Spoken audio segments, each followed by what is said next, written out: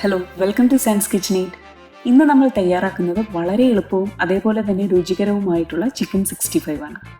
ഇത് എല്ലാവർക്കും ഒരേപോലെ ഇഷ്ടപ്പെടുന്ന വളരെ നല്ലൊരു വിഭവം തന്നെയാണ്.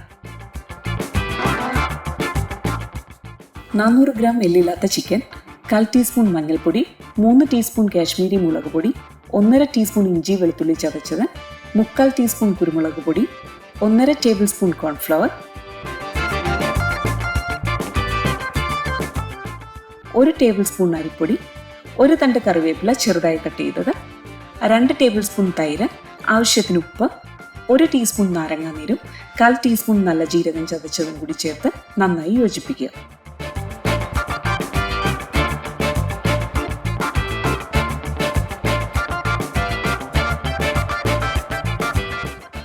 ഇനി ചൂടായ എണ്ണയിലേക്ക് ചിക്കൻ ചേർത്ത് ലോ ടു മീഡിയം ഫ്ലെയിമിൽ വെച്ച് ചിക്കൻ നന്നായി ഫ്രൈ ചെയ്തെടുക്കുക.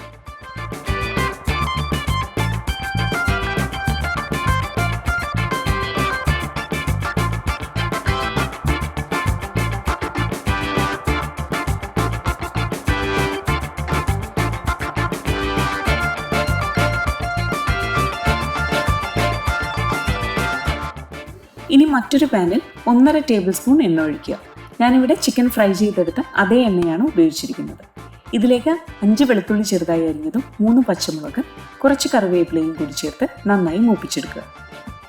ഇതിലേക്ക് ഫ്രൈ ചെയ്ത് വെച്ചിരിക്കുന്ന ചിക്കനും കൂടി ചേർത്ത് നന്നായി യോജിപ്പിച്ചാൽ വളരെ രുചികരമായിട്ടുള്ള ചിക്കൻ 65 റെഡി.